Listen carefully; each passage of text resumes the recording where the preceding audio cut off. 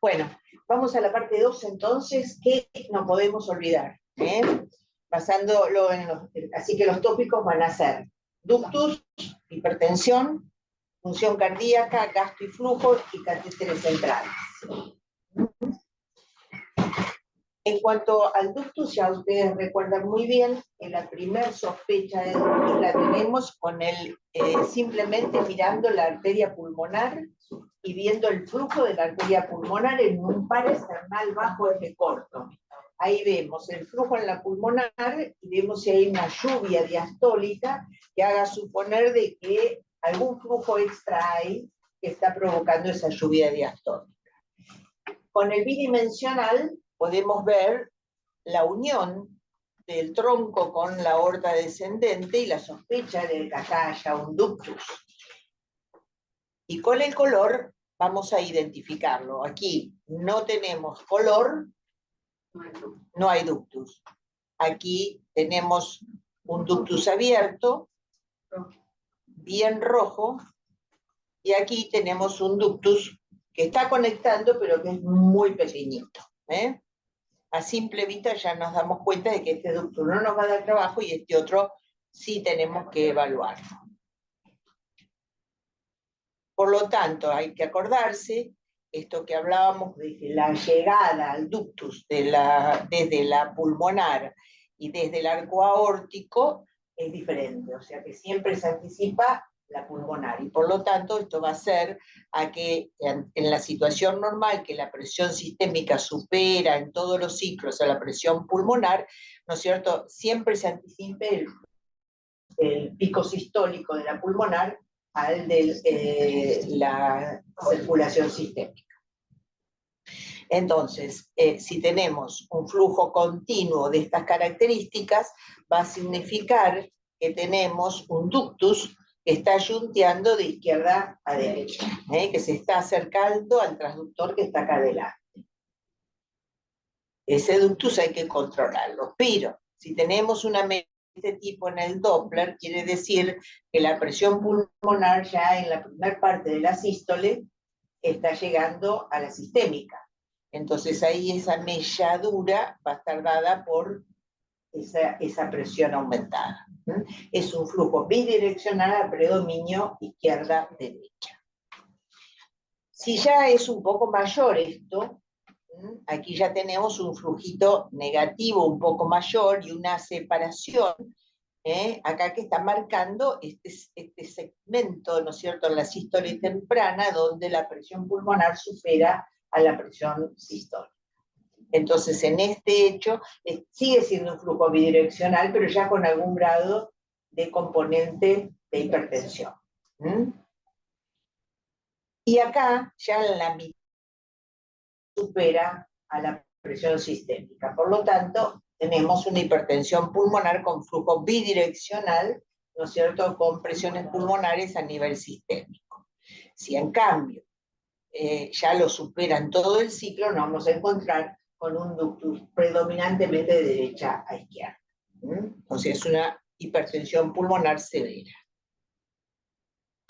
Bueno, con respecto al ¿qué vamos a evaluar del ductus? Vamos a evaluar el diámetro, en qué ventana, para estar alto, vista ductus. Donde se ve la pulmonar y la aorta, en ese sitio tomamos la médula.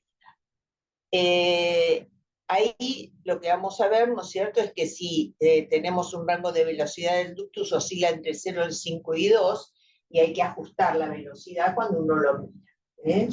Si supera 2, quiere decir que es un ductus restrictivo, que se está achicando, que probablemente no nos dé problema. ¿Cómo podría ser eso? Acá tenemos, fíjense, un flujo que supera el flujo Doppler pulsado, entonces, bueno, eso te está indicando de que seguramente este ductus está cerrando.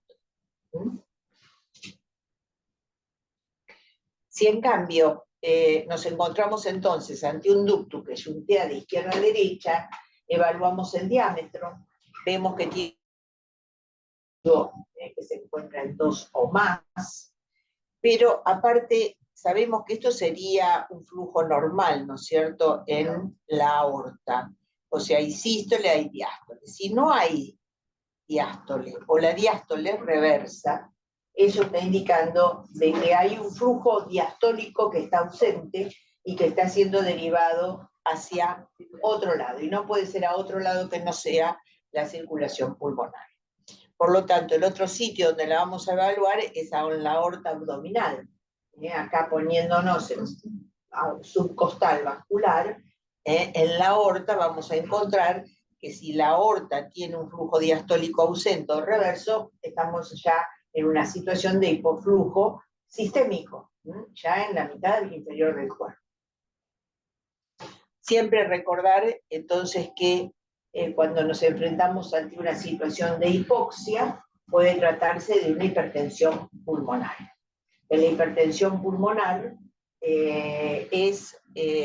responde a esta fórmula, por lo tanto, vamos a tener que considerar siempre estos 3 factores como posibles causas. Que la presión huella esté aumentada, como puede ser una disfunción diastólica, que el flujo está aumentado, como puede ser lo que da el ductus, o que las resistencias estén aumentadas. Por ejemplo, en este paciente tenemos una doble situación. Tenemos una vasoconstricción pulmonar y tenemos una disfunción diastólica.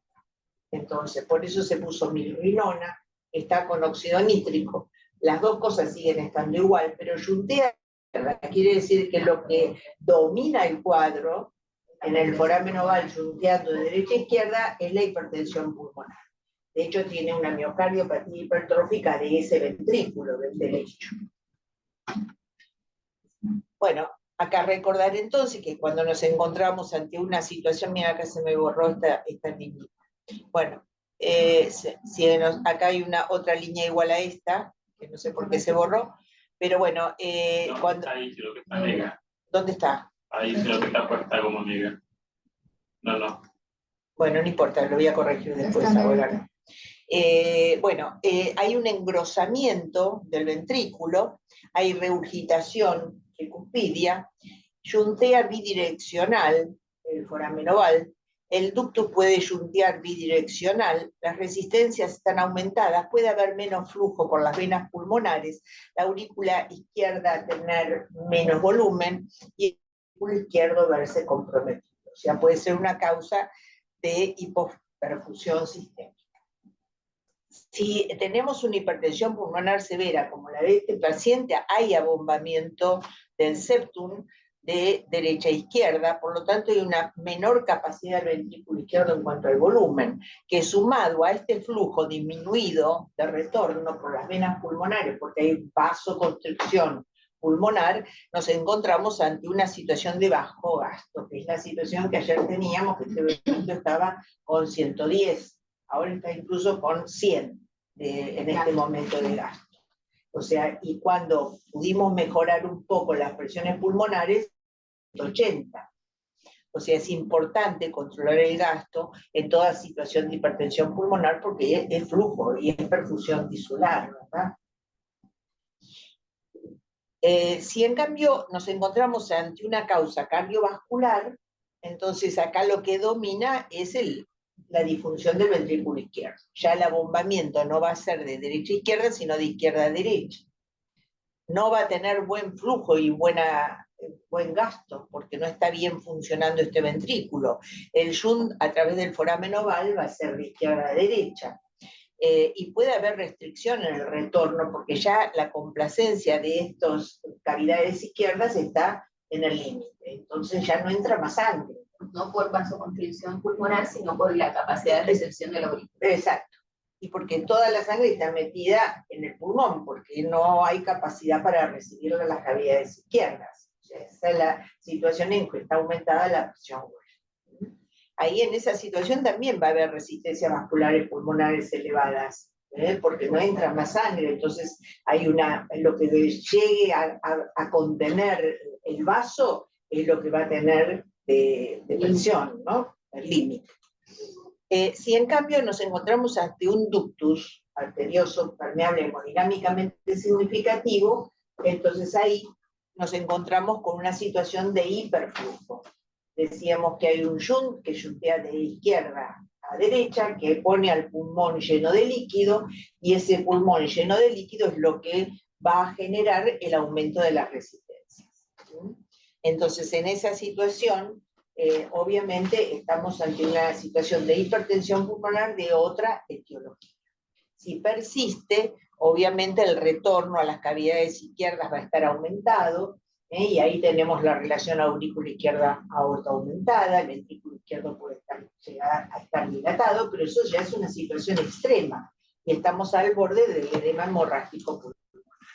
Entonces, esa situación es la que tenemos que prevenir en un ductus hemodinámicamente significativo.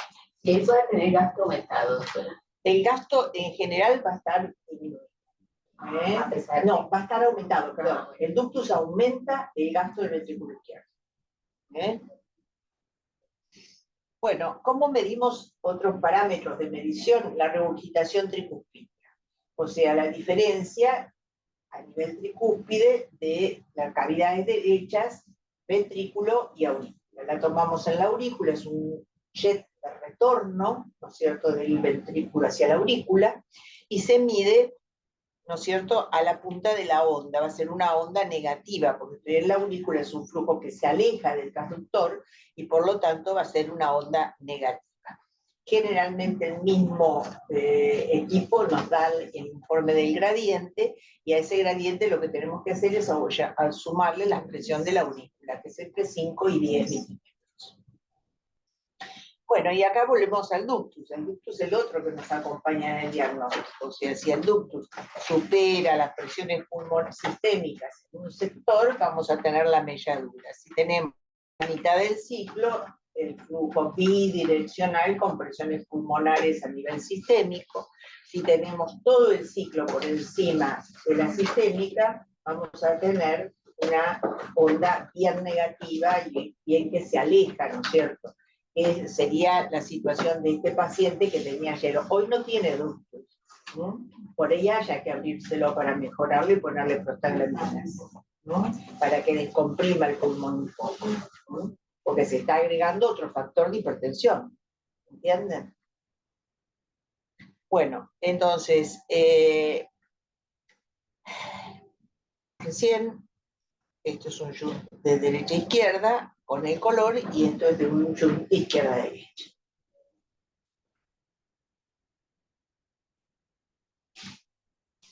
Después, por supuesto, el foramen oval es otro elemento. Lo normal es que shuntee predominantemente de izquierda a derecha.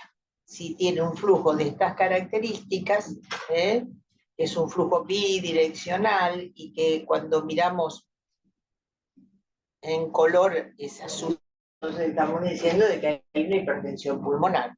Pero este otro, que es rojo, es un flujo que corresponde a este registro del Doppler. El otro elemento que tenemos es la velocidad al pico, ¿no? O sea, la aceleración al pico. Si tenemos una onda redondeada donde el pico se encuentra a más de 35% de la eyección, es un pico normal. Pero si se anticipa ese pico, entonces ahí podríamos anticiparnos de que está ofreciendo resistencia. Y mucho más si aparece esto que es el notching. El notching, que es como que hay resistencia, entonces hace como varios pulsos para poder ingresar la sangre al pulmón. ¿Y es tan valioso en el paraesternal bajo de corto vista pulmonar como en el paraesternal alto vista ductus, tomando el del... No, esto tiene que ser en el paraesternal bajo vista pulmonar corto, donde vos ves bien la pulmonar y donde vos tomás el flujo de la pulmonar, para calcular el gasto. El otro elemento es el abombamiento. El abombamiento del septum es otro elemento que no te ofrece dudas. Está abombado hacia la de derecha a izquierda, tiene hipertensión ese chico. Y por supuesto recordar que afecta el gasto, que es lo que estamos viendo en este paciente.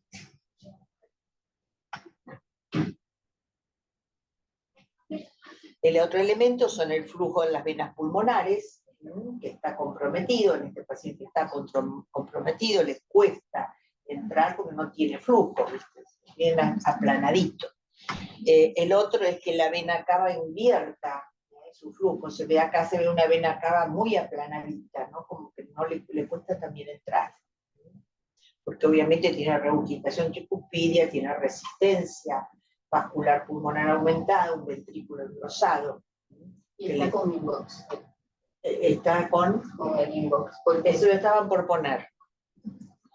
El otro elemento, y que este bebé también lo tiene, es la incompetencia pulmonar.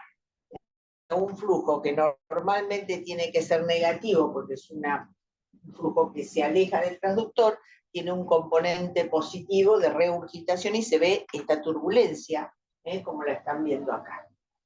Uno se pone a postvalvular y va a encontrar ese doble flujo, que lo tiene este bebé. Entonces son distintas maneras de evaluar la hipertensión pulmonar, pero todas ellas valiosas. Vamos a función. En función se acuerdan que medíamos varias cosas. Función, fracción de eyección, velocidad de acortamiento circunferencial, estrés de pared, área de acortamiento, flujo diastólico, función diastólica, área de acortamiento, índice de rendimiento cardíaco, TAPSE, MAPSE, Doppler fisular, Speckle y Vortex. La fracción de acortamiento la recordamos todo, modo M, ¿no? Por modo M medimos la diferencia en diástole y bueno, ya el mismo equipo lo calcula. Si no, manualmente lo podemos hacer de esta manera. Si nos encontramos que tenemos una disquinesia septal, como puede ser un recién nacido prematuro, un chico con una hipertensión pulmonar como este, podemos recurrir a la velocidad de acortamiento circunferencial en el mismo corte, que es el eje corto, músculos capilares. Ahí en diástole y en sístole, y hacemos la cuentita y lo corregimos con frecuencia. Esto se mide el tiempo de eyección del ventrículo izquierdo y se lo divide por la raíz cuadrada de RR', y esto tiene que tener un valor que oscila entre 0,9 más menos 0,3.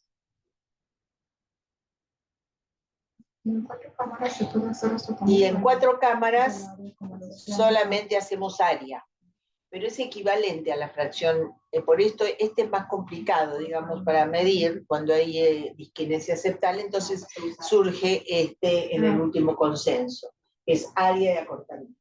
El área de acortamiento se toman en 4 cámaras en el ventrículo izquierdo, diastólico, se los relaciona y se los multiplica por 100, y los valores son similares.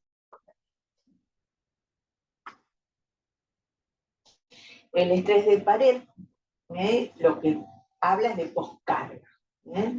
Entonces sabemos que el miocardio de nuestros bebés, que suele estar muy afectado, son miocardios que toleran muy la poscarga, el estrés. Entonces esta es una medida de utilidad compleja, pero que se toma con el modo M, en diástole, en sístole, se mide también en sístole la pared posterior y se toma la presión media. Y de ahí, reemplazando cada uno de estos elementos, vamos a encontrar que una carga por centímetro cuadrado en gramos mayor de 40 está hablando de que ese ventrículo está forzándose por cada centímetro cuadrado de miocardio. Entonces hay que aliviarlo de alguna manera, que es lo que estamos viendo en este paciente. No necesitamos medirlo para darnos cuenta de que está tolerándolo muy mal, el ventrículo derecho y el izquierdo. La función diastólica, bueno, se toma, ¿se acuerdan? Es un flujo, se toma a nivel mitral, en postvalvular. Lo normal es que tengamos una relación donde la A supera a la E, en la etapa neonatal. La relación entre ellas entonces debe ser menor a 1. Cuando esto se invierte, estamos ante una situación de disfunción diastólica.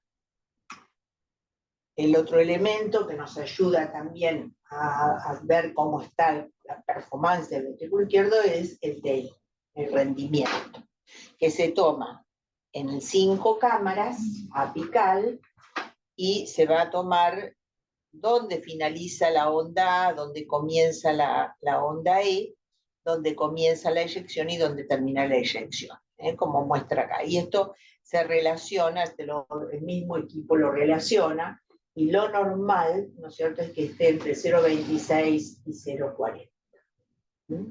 Muy prolongada se da en la disfunción diastólica y acortada se da, por ejemplo, en el ductus.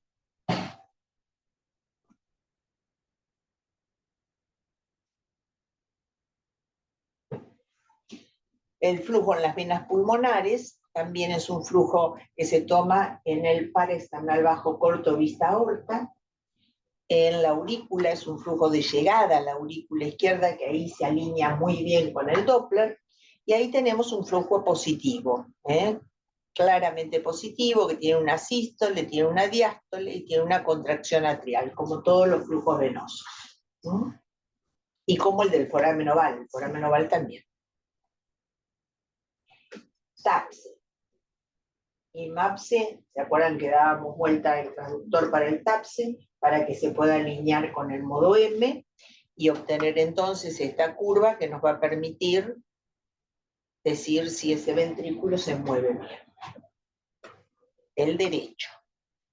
Acá tenemos los valores tabulados por edad gestacional, aunque más de 4 en general es lo normal. Lo mismo pasa con el MAPSE, que se toma en la mitral, en vez de la tricuspide. De ahí el nombre, y acá está la tabulación de acuerdo a la edad gestacional. También más o menos, mayor de 4.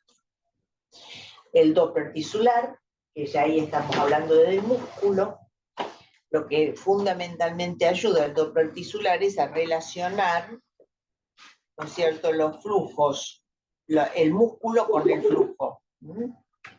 Y se acuerdan que aquí, en esta que es muy evolucionado, nos permite claramente medir la onda E, compararla con la E' con la E del flujo, y así obtener, ¿no es cierto?, la información de una función diastólica de forma completa.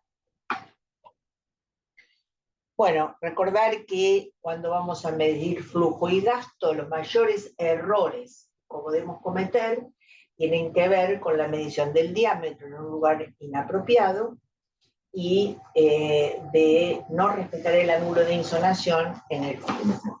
Entonces, para que eso sea confiable, que la medida de cada uno de ustedes sea comparable con la que yo haga, la tenemos que respetar. Y así, porque recordamos que el gasto es, o sea, el gasto es el BTI es pi por diámetro al cuadrado, o sea que el diámetro va al cuadrado. Si cometemos un error en la medición, lo elevamos al cuadrado. Y recordamos, acá está la fórmula que yo quería acordarme, es integral de velocidad de la aorta ascendente si medimos el gasto del ventrículo izquierdo por pi por diámetro de la aorta al cuadrado sobre 4, y eso es volumen sistólico. Ahora, volumen sistólico, ay qué rico, volumen sistólico por frecuencia y sobrepeso, ahí tenemos el gasto. Entonces acá es muy importante que a la hora de medir el diámetro, respetemos dónde debemos medir el diámetro si vamos a la aorta, el sistémico. Y también el flujo, la integral de velocidad, la tenemos que ver en el sitio correcto, que es el apical eje largo. Entonces acá tenemos el diámetro, lo vemos en el paraesternal bajo, el ventrículo izquierdo, y el flujo en el apical a nivel de el eje largo. Porque ahí yo puedo orientar el Doppler el ángulo de insonación. La integral de velocidad la tomamos entonces recorriendo con el punteado toda la onda, y el mismo equipo calcula. Si hacemos las mediciones de forma correcta, y después lo dividimos por el peso, que es lo único que no le hemos incorporado a los datos del gasto. Ahí están las medidas, los valores normales. El derecho sería exactamente lo mismo. La única diferencia es que vamos a posicionar en el paraesternal largo vista pulmonar, bajo, para medir el diámetro de la pulmonar, y el flujo lo vamos a ver en el paraesternal bajo, vista pulmonar. Ahí vamos a tener este tipo de onda, ¿no es cierto?, que es la que nos va a permitir medir contorno, ¿no es cierto?, el flujo. Bueno, ahí está el contorneado que haríamos en la onda y también las medidas de referencia, que son similares. En ausencia de shunts son similares. En cambio, si tenemos un ducto significativo, va a cargar más al ventrículo izquierdo y el foramen carga al ventrículo derecho, aunque lo hace mucho más el ducto significativo al ventrículo izquierdo. El flujo en la vena cava superior es exactamente lo mismo. Es un flujo, por lo tanto necesitamos diámetro y necesitamos flujo. El diámetro se mide en el paraesternal alto, vista cava superior, y el flujo lo vamos a medir en el subcostante, donde mejor lo vamos a recibir, vena cava superior. Los componentes de la fórmula son exactamente los mismos, y entregándole esos elementos, ¿no es cierto?, al equipo, lo va a calcular. Entonces acá tenemos la vena cava, en este corte, y el diámetro en la vena cava superior, en la pipa. Pues recordemos catéteres. Los catéteres que los usamos frecuentemente, los umbilicales son particularmente de riesgo. Bueno, el arterial, ya saben, por los trombos, por lesiones endoteliales, y el venoso por mala ubicación. Entonces, tengamos cuidado y recordemos este artículo que es muy interesante, donde el ductus en realidad se alinea con la vena y el sinus portal. Sin embargo, muchas veces se va hacia la hepática del lado derecho o hacia la de la izquierda y nos encontramos con alguna situación inesperada. Esto obviamente está mal metido, y acá en verde cuando está bien metido. La guía con eco puede ayudarnos, y inyectar solución fisiológica para que con las burbujas no se oriente. Entonces, bueno, a eso nos va a permitir por ahí colocar el catéter. Recordar que aumenta en un 30% las posibilidades de una ubicación adecuada. Recordar que un catéter central ubicado en esto es de riesgo, que puede llevar a que la orejuela, que es la zona más frágil, se perfore y se genere un taponamiento.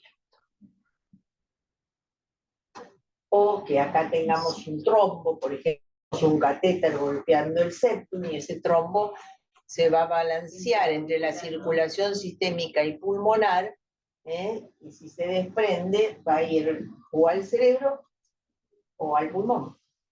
Así que tengamos en cuenta que esto es una situación de riesgo. Y por supuesto, el evento no deseado, que es el taponamiento cardíaco. O sea, por eso es tan importante identificar los catéteres, ¿no? Un catéter bien ubicado, que esté en el ductus venoso, como se ve en este ductus, y que esté a la entradita de la aurícula, es el lugar adecuado. ¿Ahí lo ves?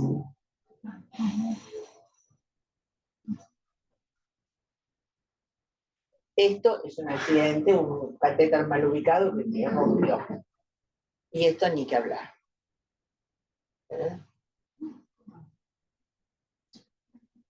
Es una parenteral adentro del hígado.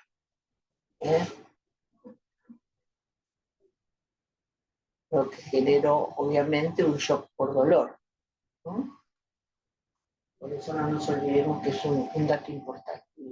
Y esto también, el dolor es fuente de descompensación de cualquier paciente, y esto fue un catéter que estaba mal ubicado, subcutáneo, goteando dopamina. Por lo tanto, recordar que estas situaciones se pueden evitar cuando uno hace un adecuado control. Un catéter siempre hay que tener confianza y que puede ser un riesgo de complicación. Y por supuesto, no puede faltar la vejiga. Si no es viernes, una emergencia, no le salva la vida a nadie, pero hacer una punción sin orina sería. Así que bueno, se me cruzaron los diapositivos porque este era el flujo de la vena cava para medir el flujo y las mediciones. Se me quedó en mala ubicación. O sea que esto es, claro, este es un chiquito que tiene 76, ¿cuánto es normal el flujo en la vena cava? Arriba de 40. Bien. La media estaría en 70, ese es el valor que corresponde. Ahí lo tiene. 70 de media, 40 de baja, límite, y 114 cuando está. Y bueno, después recordarle esto, que si bien la inteligencia artificial está haciendo grandes avances en lo que es imágenes, la realidad es que la visión por un especialista del estudio es fundamental. Por lo tanto, por el momento es difícil que nos reemplace. Así que por eso es que yo los invito a que no se olviden todo esto, porque yo les puse una imagen de inteligencia, de ecocardio a la inteligencia artificial, y me contestó esto, que se desea un análisis clínico específico, se recomienda compartir imágenes, porque eso me dijo que correspondía a un riñón, y era un corazón. O sea que, ojo, por eso, no confiar en 100%, porque todavía falta mucho para que en imágenes la inteligencia artificial nos pueda reemplazar, hay que seguir estudiando. Así que bueno, nada, les dejo las gracias. Y les dejo los corazones.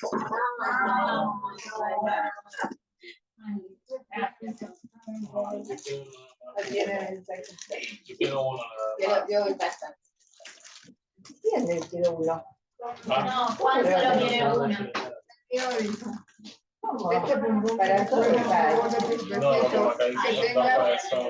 Que ganas de verte para dar. Bueno, el mío y el de ustedes. Bueno, ¿qué te salió a vos? Me recuerdas sabor de tus besitos. Qué ganas de verte tengo para darte los cosas chiquitos. Bueno, Tenés que mirarme. llegamos bastante bien. Ay, Sí, yo vi. No,